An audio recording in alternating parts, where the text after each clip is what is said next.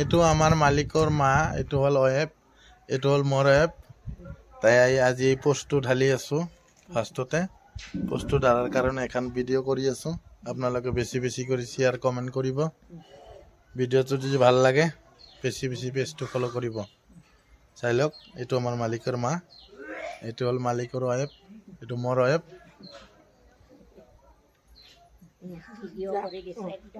ধন্যবাদ। মোবাইল তুলছে দে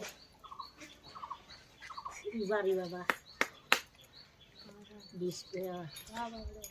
পূজাৰী বাবা এই পণ্ডিত বাবা গিলা কি পূজা কৰিলে পূজাৰী বাবাই কয়।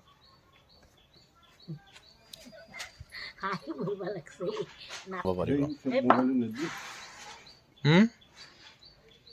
খুব ভাল লাগে ওলাটো চব মোবাইলত নালাগে দে। আজি বেৰা খা কাটি দিলি।